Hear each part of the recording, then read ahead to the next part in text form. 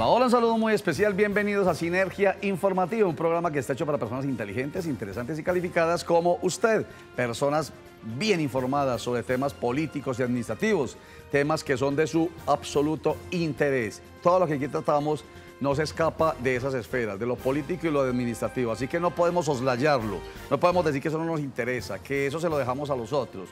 Ojo, eso no puede ser, porque entonces los otros son los politiqueros que se apropian de la política y de lo público para su propio interés. Y nosotros tenemos que participar conscientemente, inteligentemente. Para eso están bien informados en Sinergia Informativa. Otra muestra. Hoy, invitado Julián Peinado. Él es representante de la Cámara por el Partido Liberal. Bienvenido, representante de Sinergia Informativa. A ti, Roger, a todos aquellos que nos están viendo desde sus casas o desde el lugar de destino de esta emisión, darles un saludo fraternal y agradecer la invitación. Con todo gusto. Estos señores, los representantes y los senadores, están allá en el Congreso de la República y todo lo que discutan allá tiene que ver con cosas que nos interesan. Y voy a empezar por algo muy sencillo que me llamó demasiado la atención. ¿Cómo así que lenguaje claro? Hay un proyecto de ley que está liderando Julián Peinado y que tiene que ver con el lenguaje claro. Eso que tiene que ver con nosotros, con los colombianos, ¿de qué se trata? Claro que sí, Roger, te cuento. Mira, en la actualidad tenemos una cantidad de documentos oficiales imposibles de entender, desde resoluciones, actos administrativos, decretos, la denominación que le quieras poner. Estamos haciendo un esfuerzo muy grande, como ya lo hizo los Estados Unidos de Norteamérica, como ya lo hizo Canadá, Chile y Argentina, y es que se hicieron un nuevo propósito, y era traducir ese lenguaje tan complejo, prácticamente desde lo técnico, desde lo jurídico, a un lenguaje asequible y sensible al ciudadano, de tal manera que cuando le estén hablando, esté entendiendo completamente qué tiene que hacer. Un estudio del DNP dice que... DNP es... Empecemos por ahí. Es que nosotros los periodistas y ustedes los políticos también tienen que enseñarse a eso. Mire, para la puesto un botón, ¿qué fue, dijo? Un texto del DNP. ¿Qué es el DNP? Planeación Nacional, que es el órgano rector en materia de la Dirección Nacional de Planeación, sacó unos pilotos y hace la traducción de los textos porque demostró que de cada 10 colombianos que lee un texto oficial, solo uno entiende y los otros 9 quedan en la ignominia, en la inopia. De 10, ojo, de 10 personas que leen un texto, una ley, un decreto, una resolución, que todos tienen que ver con todo lo nuestro, de 10 solamente observen un fallo judicial. Un fallo judicial que afecta a tanta gente, una tutela, por ejemplo, solamente uno lo entiende. Solamente en ese estudio se logró determinar que un colombiano entendía de qué es el Estado. ¿Y para qué? Bueno, permítame, ¿y para qué tenemos que entender? Si algunos dirán, pero ¿para qué voy a entender yo eso? Si para eso están, por ejemplo, los abogados, si es que yo necesito un abogado, pues lo consigo. O para eso, o voy a la personería, si es que yo no tengo plata, entonces la personería me lo traduce. En fin, ¿para qué tendría que ser 10 de 10 colombianos que entiendan? Hay un tema ahí, es la eficiencia administrativa desde lo público, y por eso cuando se realizó el estudio también se complementaron con algunos un poco más empíricos, donde demostramos que cada recurso de reposición le costaba al Estado entre 1 a 3 millones de pesos adicionales. Entonces, desde la austeridad del gasto público, primero hay un elemento fundamental. Y lo otro es que históricamente hemos entendido al Estado como un Estado lejano, un Estado ausente, porque no se preocupa por la necesidad puntual y no atiende de manera específica lo que el ciudadano está preguntando. Es por eso que optamos porque los recursos de reposición, de apelación, que tanto interponen los ciudadanos, pues tengan una respuesta más sencilla y que el documento inicial le permita al ciudadano ser más cercano al Estado y recibir realmente una resolución a su necesidad. Qué maravilla. Como por ejemplo el tema de la tutela. La tutela está en nuestra Constitución Política de Colombia y está en unas leyes y unos decretos que la reglamentan, pero la tutela todo el mundo la entiende. Eso es, digamos, uno de los grandes logros de la Constitución Política de 1991. Porque la gente en sus derechos fundamentales se siente amparado por una norma constitucional que luego se reglamenta vía ley y vía decreto, que es la tutela. Es llegar allá a que, como en el caso de la tutela, cualquier, digamos, información de tipo judicial o de tipo administrativo o de cualquier tipo que tenga que ver con el Estado, la entiendan. Claro, es que facilitar la comunicación tanto del Estado como del ciudadano y lograr que haya convergencia y que se entienda lo que está diciendo, Pues permite eso, primero empoderamiento Sí. desde lo público, permite que realmente los recursos de participación ciudadana sean entendibles y aplicables Sí. y permite un ejercicio de cultura política donde entendamos realmente qué está bueno. pasando en nuestro Me país. gusta mucho eso, participación ciudadana, cultura política, Y le de lo que cuento tanto hablamos acá. Y le cuento una cosa, este proyecto no es de poca monta, académicamente viene respaldado por la Universidad de los Andes y por la Universidad de AFIT. Qué maravilla. ¿Cómo, en qué momento está ese proyecto de ley? Ya presentamos nuestra primera ponencia en la Comisión Primera de Cámara de Representantes porque se trata de una reforma a una ley estatutaria, Sí. que es la información pública que tanto nos apremia a los colombianos. Sí. Estamos llegando más o menos a plenaria alrededor de 10 días en plenaria de Cámara para luego que este proyecto pueda subir a Senado y haya un ejercicio de conciliación y logremos un proyecto conjunto. Qué maravilla, hombre. Bueno, me encanta. Primer tema que tratamos hoy con Julián Peinado, él es representante de la Cámara por el Partido Liberal y tiene que ver con la posibilidad de que haya esa comunicación clara, precisa, exacta, de forma natural entre el Estado y la ciudadanía. Ello empodera, me gusta la expresión que usted utilizó, empodera a la ciudadanía para que se sienta convencida de que puede participar y que lo haga efectivamente. En la medida en que participa, pues entonces más de lo estatal le va a tocar realmente a sus necesidades. Porque imagínense, cuando se aprueba, por ejemplo, una política pública en favor de una necesidad de una población X, esa política pública empieza por un momento especial que es el de conocer la situación real, el diagnóstico real. Si la gente sabe responder preguntas que le hace el Estado en ese momento del diagnóstico, pues va a entregar información mucho más clara, mucho más precisa para que después esa política pública sea más exacta. Un buen ejemplo, rápidamente para terminar. Si entiendo, controvierto. Si Eso. controvierto, participo y soy mejor ciudadano. Me gusta, me gusta. Enseguida cuando regrese, porque lo voy a apuntar, lo repito. Ya regresamos. Muchas gracias.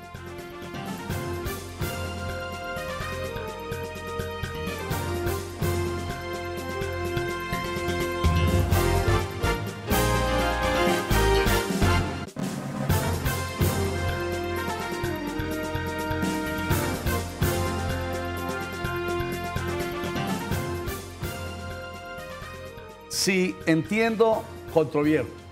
Si controvierto, participo. Y si participo, pues me siento un buen ciudadano, siento que realmente le aporto al Estado, me siento un buen ciudadano que soy capaz de hacer parte de una cultura política. Eso es más o menos Julián Peinado, Así ¿cierto? es. Qué maravilla, me encanta. Bueno, pasemos a otro tema bien importante, la reforma política. 27 de octubre del año entrante, elecciones locales y territoriales. ¿Será que las listas cerradas que están inicialmente aprobadas en los primeros debates de la reforma política alcanza a ser parte del desarrollo electoral del año entrante? Me estás preguntando un concepto que tiene que ver mucho con técnica legislativa y es entender realmente las fases y los periodos que se presentan en el Congreso Sí. para dar trámite y que realmente sea aplicable una reforma Sí. de tan profundo calado. En mi opinión personal, no alcanzamos a que en el 2019 efectivamente las listas cerradas se logren implementar por un sencillo hecho, y es que apenas vamos por el tercer debate, vamos Sí. para plenaria, luego de subir nuevamente a Senado y nuevamente bajar a Cámara para lograr un ejercicio posterior de conciliación. Los tiempos que yo más o menos presupongo se podrían dar, estaríamos hablando más o menos de mayo del próximo año, cuando ya hay algunas expectativas y gérmenes de derecho legítimo que garantizan los derechos a quienes se pretenden elegir en las próximas locales y regionales. Muy bien. Motivo por el cual yo no lo vería muy viable, pero sí tengo que advertir algo. La vigencia, tal cual está establecida en el proyecto de ley que aprobamos en Comisión Primera, porque hago parte de esta célula legislativa, era que entrara a regir a partir del año 2019, es decir, para las elecciones del próximo año. Esa es la intención, pero la lógica de los tiempos no dan, porque son 8 debates, ¿cierto? Es una reforma a la Constitución. Exacto. Entonces, como es reforma, tiene 8 debates más la conciliación, larguísimo. Pero entonces no importa, hablemos como que sí hasta ahora, porque hasta ahora sí. Ese es el panorama Pues, inicial. lista A cerrada. hoy estaríamos en lista cerrada. Cierto. Lista paritaria. ¿Paritaria qué quiere decir? Lista paritaria de género, mal llamada de género, realmente es que exista la lista cremallera también como Sí. la han tildado, y es que realmente se empodere más a la mujer en el ejercicio del poder del Estado, donde históricamente ha sido relegada. Eso quiere decir que iríamos un hombre, una mujer, inclusive hubo en algún momento donde la proposición se generó un hombre, dos mujeres, debido a la baja participación de la mujer en el Congreso de la República, pero a lo que llegamos... No, pero tampoco. Sí, yo he tenido un pensamiento puntual en la materia. Realmente pienso que esa es una deuda histórica que tiene Colombia por resolver, entendiendo desde cuándo viene la mujer haciendo el ejercicio del derecho al voto, pero también que debe existir una preocupación por los partidos políticos en generar grandes liderazgos en la mujer, que tan relegada se ha visto en el Congreso de la República y que estadísticamente es minoritario. Sí, a mí me parece buenísimo, un hombre y una mujer, lista cerrada, o sea que ello permite que las mujeres tengan mayores posibilidades, pero también exige que las mujeres se empoderen más, que las mujeres tengan, digamos, mayor formación y mayor vocación de poder para que no sean rellenos en esas listas cerradas. Bueno, listas cerradas que se convierten para algunos en un problema de tipo del cacicazgo que siempre quisimos abolir cuando se abrieron las listas. Entonces, ¿por qué? Porque el varón del partido va a decir... El varón electoral. El varón electoral va a decir, a mí me gusta que en la primera esté Julián, que es amigo mío. En la segunda que esté fulanita que me ha colaborado y así sucesivamente. ¿Cómo evitar eso? Entonces se habla de una especie de consultas internas, ¿cierto? ¿Eso cómo va también? Lo que hay que advertir inicialmente era que en la reforma, como venía tal cual del Senado, primero se volvía a revivir el límite de 3 periodos de los congresistas, porque esto hace parte o fórmula inicial o fundamental de la lista cerrada, y es que usted no pudiera repetir más de 3 periodos estando en Cámara, que hoy estadísticamente está demostrado que solo el 5% del Congreso ha repetido en esas condiciones más de 3 periodos. Y si usted mira, realmente estamos hablando de la izquierda, estamos hablando del doctor Robledo, estamos hablando también del doctor Uribe, que ha tenido una permanencia en el poder bastante amplia, estamos hablando del doctor Navas, talero constitucionalista. O sea, aquí nadie se salva. Exacto. Muy bien. Por ese lado, pues como advertir esa situación. Lo otro era que lo que se quería era eliminar la teoría del bolígrafo, que era la que tú en política estabas mencionando, era que aquel señor líder, varón electoral, tenga la capacidad de firmar y decir cómo iban ocupados los primeros renglones. Eso lo eliminamos en la Comisión Primera de Cámara porque así venía de Senado, que podría ser un elemento para tomar decisiones, y era la votación, la última votación, advirtiendo que prácticamente yo estaría votando en mi contra, pues porque yo soy el mayor elector liberal en este momento en Antioquia, pero yo también entiendo que, por ejemplo, mi participación en la política es el ejercicio de un nuevo liderazgo y una renovación, y que eso era lo que queríamos, y por eso lo que hicimos fue, o por lo menos lo que se propone por el Congreso de la República, es trasladar la escogencia de los renglones a unas fases primarias. ¿Cómo se vive en los Estados Unidos? El problema es garantizar la madurez de los partidos para que realmente den oportunidad a esos nuevos liderazgos, que ha sido la queja que tanto nos ha llegado como congresistas. Yo tengo inclusive una preocupación mayor, y es que prácticamente si el problema inicial o los focos de corrupción que en algún momento mencionamos frente a las reformas y a la consulta, pues prácticamente los gastos del Estado se estarían traduciendo, o por lo menos los gastos de las campañas, a las primarias. Es decir, la campaña se hace con la plata en las primarias, si eso es lo que les preocupa. Ahora, ¿qué solución se trajo para eso? Hombre, financiación 100% estatal. Tanto en las primarias como en las elecciones. Hay un tema, y esa pregunta tuya es clave, porque el gobierno nacional propuso posteriormente presentar una ley estatutaria para establecer las reglas de juego al interior de los partidos y generar una reglamentación adicional para poder brindar garantías. Sobre ese aspecto puntual no se ha tocado al interior de los partidos.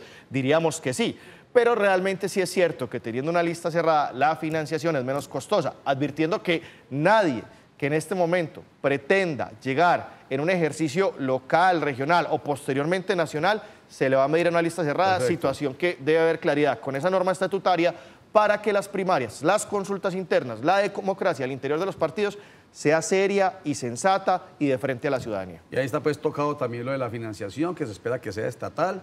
¿Y qué otro aspecto, diría usted, es así rutilante dentro de este proyecto de reforma política?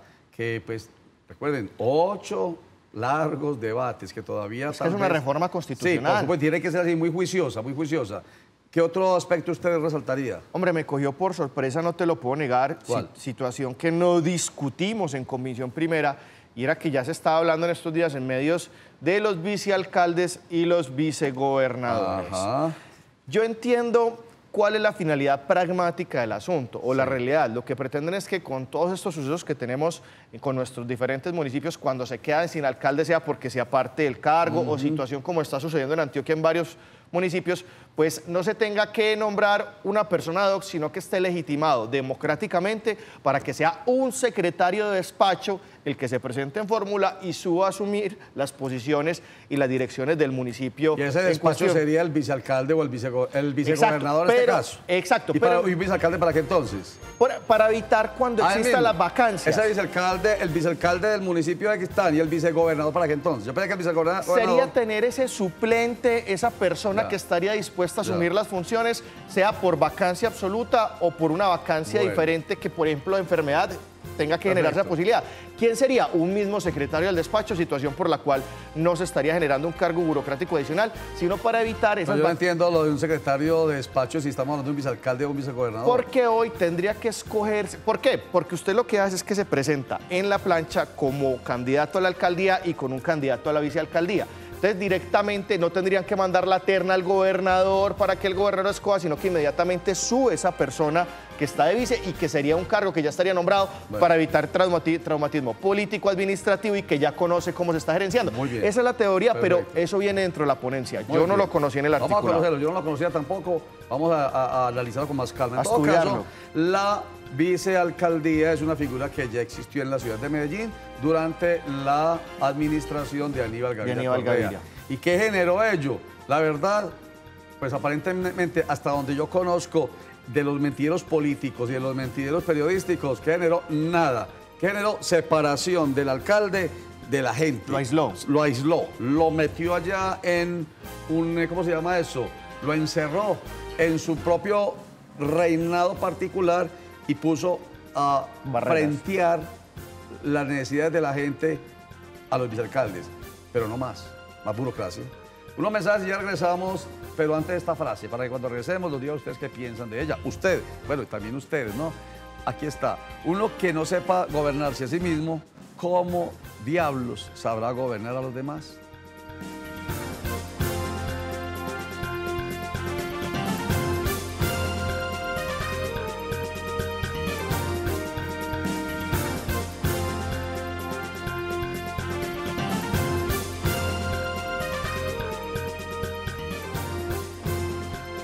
Uno que no sepa gobernarse a sí mismo, ¿cómo sabrá gobernar a los demás?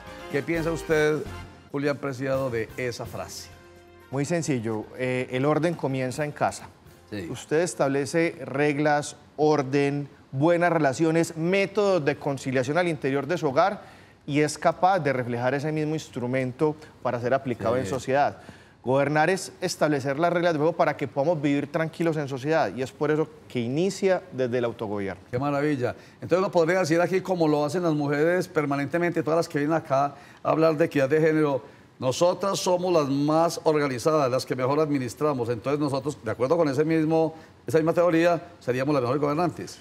Pues yo nunca he pensado que por ser hombre o mujer se pueda tomar una u otra decisión. Lo que sé es que existen muy buenas mujeres gobernantes y muy buenos hombres gobernantes. Excelente, muy bien, de eso se trata. De que no estemos diciendo que es que nosotros somos mejores, nosotras somos mejores. Nada. A mí me encanta la idea de la lista cerrada con la cremallera o la paridad, o sea, 50-50. Me encanta. Lo que sí yo pido siempre, porque siempre se me viene a la cabeza la ley de cuotas, 30% que existe hoy de obligación de que las mujeres conformen esas listas, más puede quedar allá en la cola de la lista, siempre yo lo he visto. Por eso doy fe de ello y se los pregunto cada ratico a las mujeres que defienden la equidad de género, que no las encuentran, ni siquiera el 30% las encuentra, entonces tiene que recurrir a quien llene ese espacio. Entonces tiene que haber verdadera vocación y verdadera formación.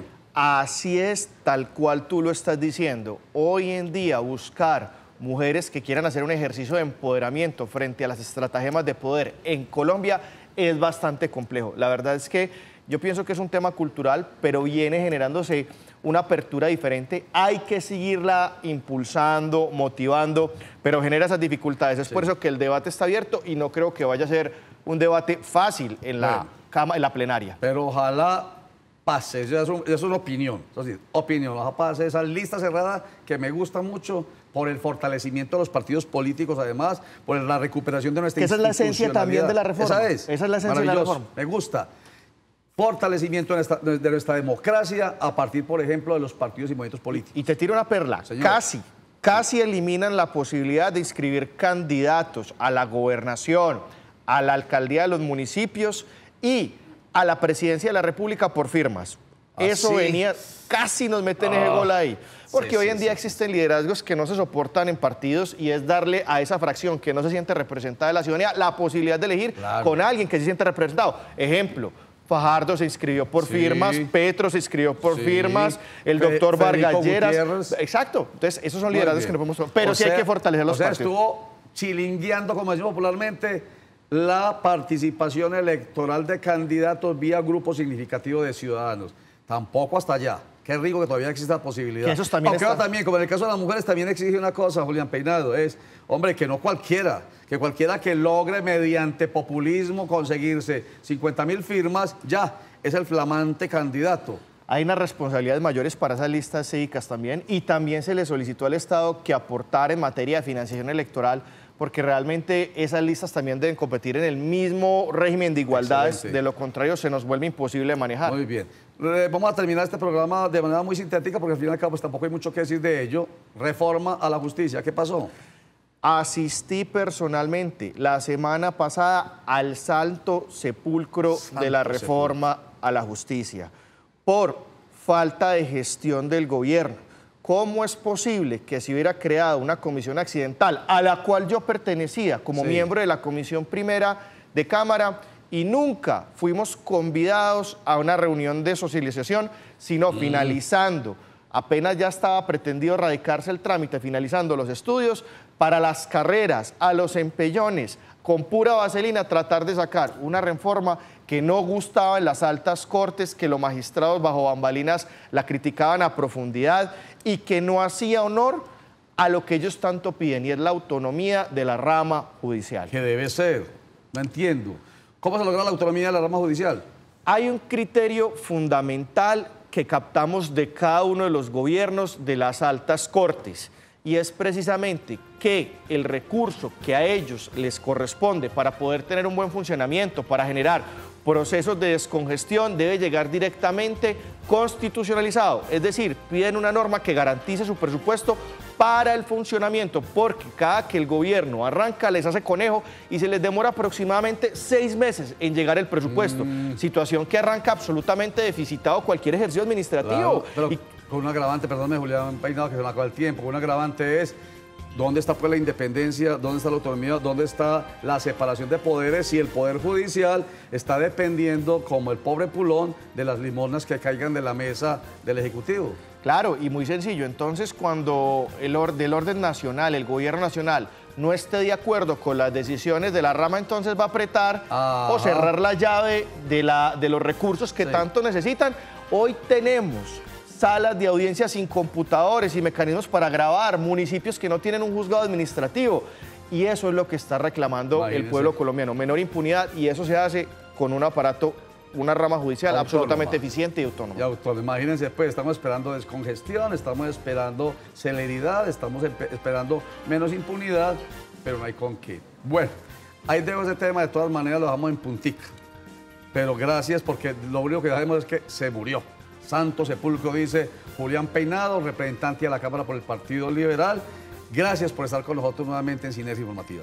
A ti, Roger, por la invitación, a la teleaudiencia por habernos recibido y escucharnos en este momento. Así no estén de acuerdo con mi opinión o mi posición, esa es la política, esa es la democracia y así vivimos en sociedad.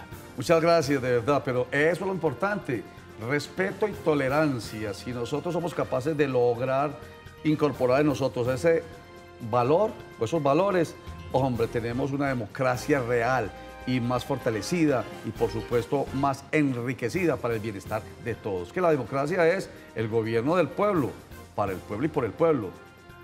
Recuerden que la información en Cosmovisión empieza todos los días con Sinergia Informativa, que se retransmite de martes a viernes a las 8 de la noche, los lunes a las 7 de la noche. Los voy a dejar con Nos Cogió la Noche, que regresa a las 5:30 de la tarde y a las 9 de la noche. 6:45 de la tarde y 11:15 de la noche, Cosmovisión Noticias. Muchas gracias, chao.